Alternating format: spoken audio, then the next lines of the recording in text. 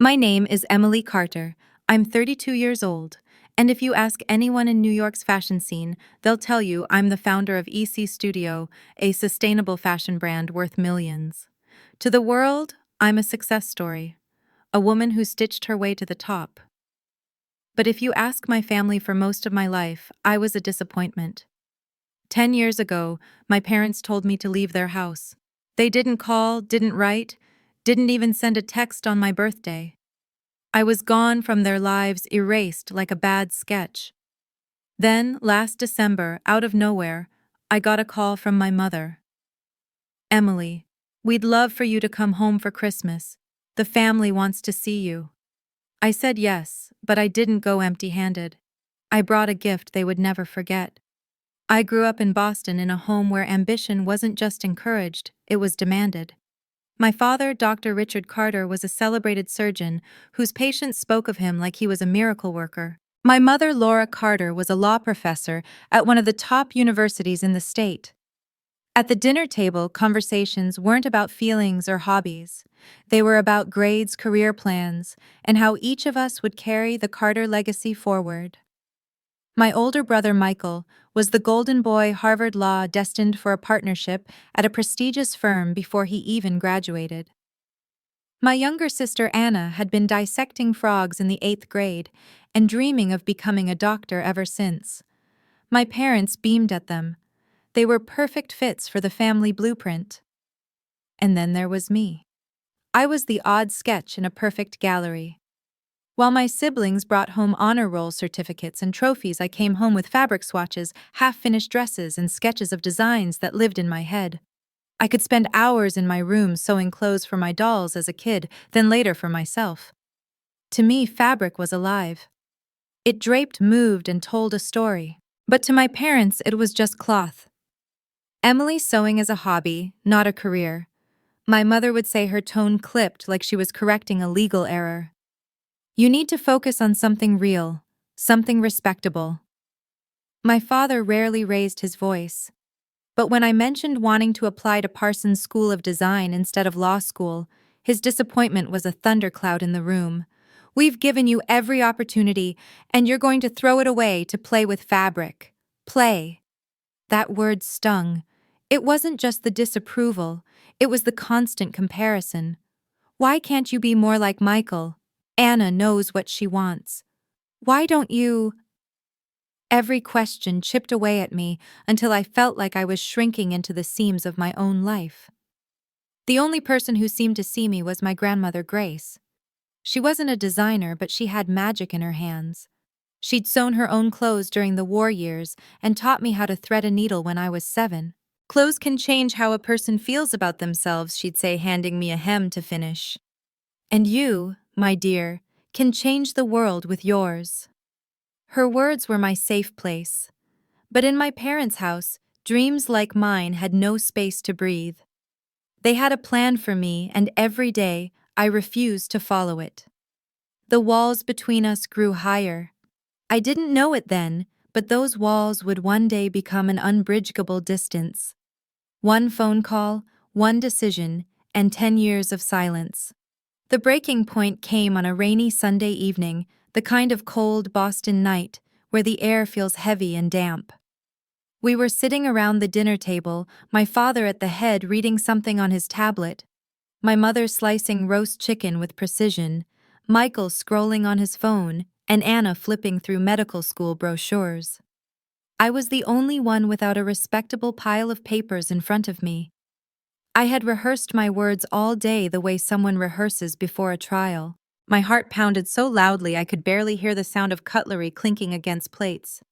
"I'm not applying to law school," I said. The room stilled. My father sat down his tablet slowly like a judge about to deliver a verdict. "What did you just say?" His voice was calm, but every syllable carried weight.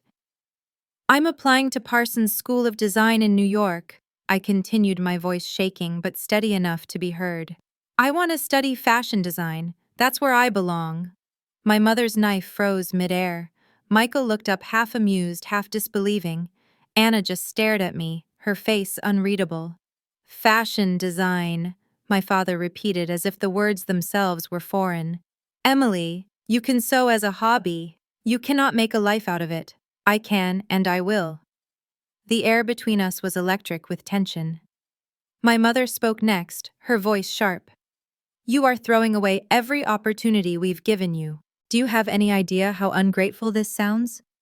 I'm not ungrateful, I said, fighting the lump in my throat. I'm just tired of pretending I want a life that isn't mine. My father's voice deepened, slow and deliberate.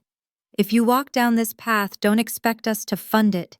No tuition, no rent, no handouts. You'll be on your own. I wanted to say I didn't care.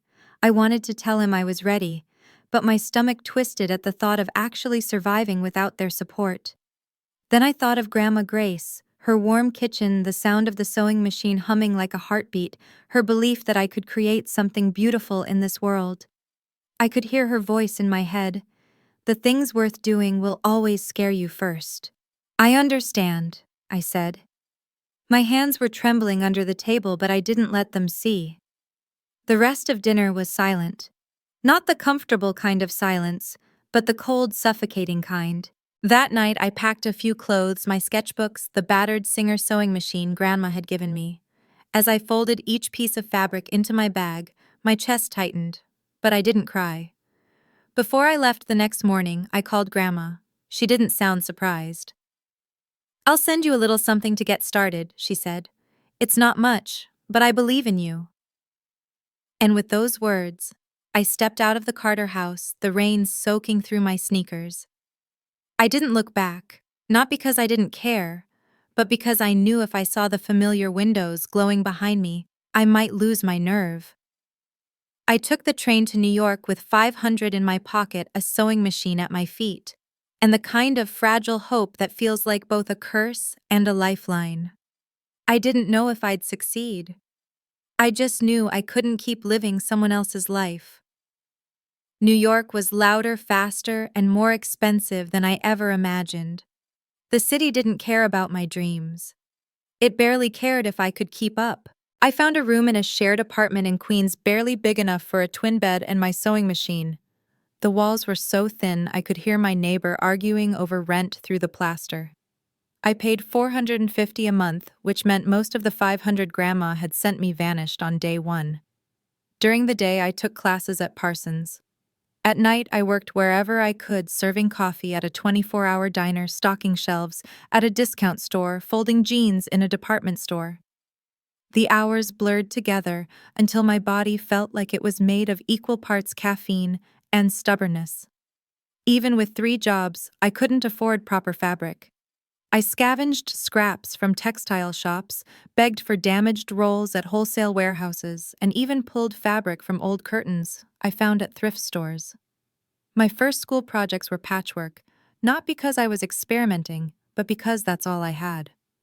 Some nights I sat at my sewing machine until 3:00 a.m., the whir of the needle keeping me awake more than any cup of coffee could.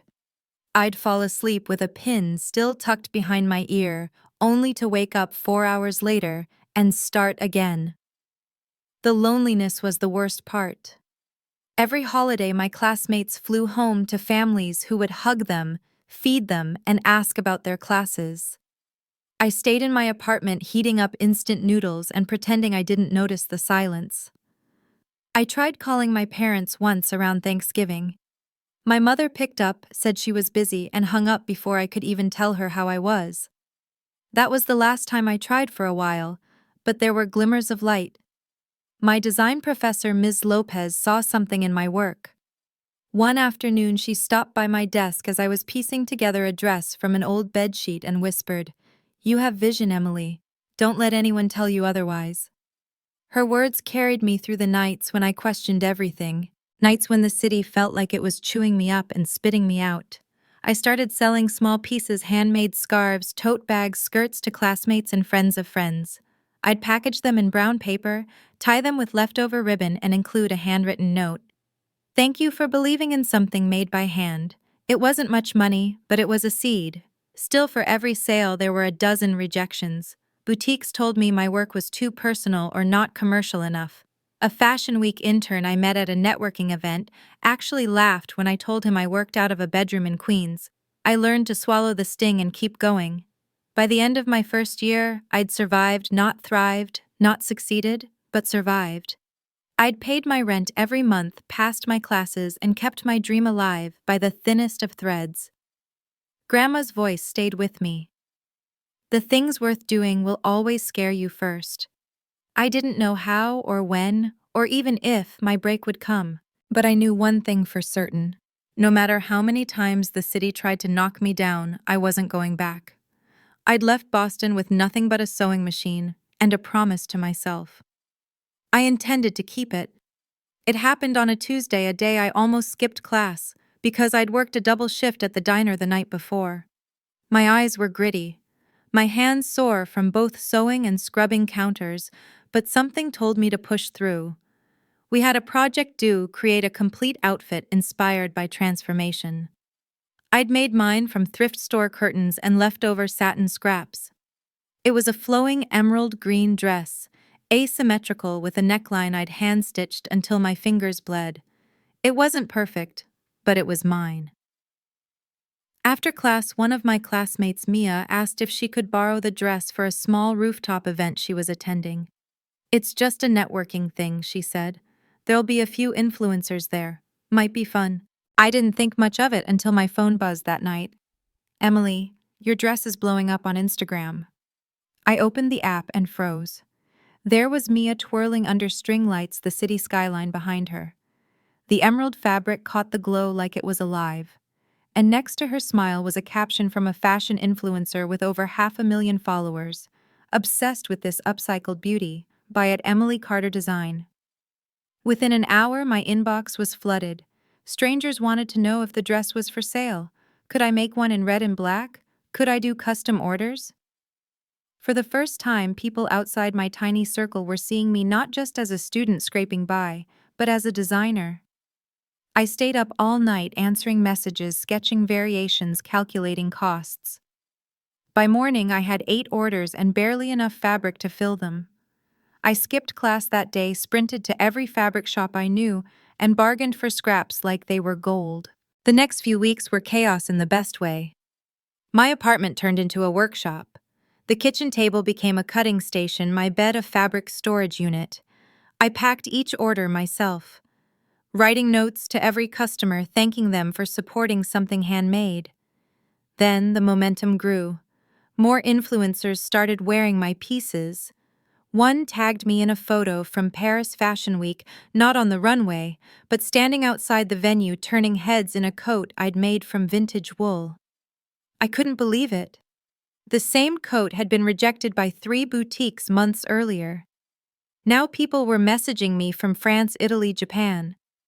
With the extra income, I moved into a slightly bigger apartment still in Queens, but with a separate room I could call my studio. I bought my first industrial sewing machine. And for the first time since leaving home, I could breathe without constantly worrying about rent. But the best moment came one quiet evening when I received a handwritten letter in the mail. The return address stopped me cold. It was from Grandma Grace. She'd written, "I saw your name in a magazine today. I knew this day would come. You've always had the hands and the heart for this. Keep sewing, my girl. Keep proving them wrong, though. I know you're not doing it for them." I sat at my work, the hum of the sewing machine still in my ears, and let the tears fall. Not the tears of someone beaten down, but the kind that come when you realize the tide has finally started to turn. I wasn't a millionaire, not yet, but for the first time, I could see the shore. By the time I turned 32, EC Studio had grown beyond anything I dared to imagine in that cramped Queens bedroom. We had a flagship store in Soho, another in Los Angeles, and a third opening in London. Celebrities wore my designs on red carpets. My name was in magazines, my face on talk shows. That was when the phone call came. It was a Wednesday afternoon in early December.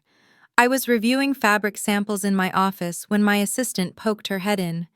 "There's, Laura Carter online too. She says she's your mother." For a moment, my hands forgot how to move. 10 years, 10. Christmases alone. 10 birthdays without a single call. And now this. I picked up the phone, my voice careful. "Hello, Emily," my mother said as if she'd spoken my name every day. "It's been far too long. We'd love for you to come home for Christmas this year. The whole family will be there. Michael, Anna, your father." Her tone was light, almost cheerful, like she was inviting me to brunch after a busy week, not reaching across a decade of silence. "Why now?" I asked before I could stop myself. There was a pause. "It's Christmas, darling. It's time to be together again." I didn't answer right away. My mind flickered back to the nights I'd eaten instant noodles alone in my apartment while snow fell outside. The times I'd seen their names pop up on social media smiling in holiday photos without me. The way they'd erased me from the family narrative like I'd never existed. I thought of Grandma Grace, how she'd always told me forgiveness was a gift I should give for my own peace, not theirs. But forgiveness didn't mean forgetting, and it didn't mean walking into the same room empty-handed. "I'll be there," I said finally. There was a hint of surprise in my mother's voice. "Wonderful. We can't wait to see you." After I hung up, I sat in my office for a long time staring at the skyline through the window. I didn't know exactly what I would say to them, but I knew one thing: I wouldn't arrive as the girl they threw out. I'd walk in as the woman who had built her own life, her own name, without a single penny from them, and I'd bring something they would never forget. The snow crunched under my boots as I walked up the long driveway of my parents' Boston home. The house looked exactly as it had the day I left: white clapboard siding, green shutters, a perfectly decorated wreath on the front door. But to me, it wasn't just a house. It was the place where I'd been told I wasn't enough. I rang the bell. When the door opened, my mother stood there in a cashmere sweater, her smile wide but brittle. "Emily," she said, leaning in for a hug. I didn't return right away. Inside, the house smelled of cinnamon and roasted turkey. The living room glittered with Christmas lights. My father was by the fireplace, drink in hand, talking to Michael and Anna. They turned when they saw me, their smiles polite but strained, like they were greeting an old colleague rather than a sister. We exchanged the usual small talk. How was my flight? How cold New York must be in December? How busy I must be with my business? They didn't ask how I'd been during the 10 years they ignored me, and I didn't volunteer it. Dinner was a blur of chatter about Michael's firm, Anna's medical research, and my father's recent speaking engagement. I listened, nodded, but kept my real thoughts to myself. Finally, when the plates were cleared and coffee was served, I said, "I brought you all a gift." The room went quiet. From my bag, I pulled out a sleek black envelope for each of them. My mother looked curious. My father's brow furrowed. Michael smirked like he expected theater tickets. "Go ahead," I said. They opened them in unison. Inside each was a deed official, notarized, transferring ownership of the Carter family home. To me, I said calmly, "I bought it last month." My father's face went pale. "What is this supposed to mean?" "It means," I said, my voice steady, "that the house you told me to leave will never throw me out again. It's mine now, and you can stay if you like, rent-free as long as you want. Consider it my Christmas gift."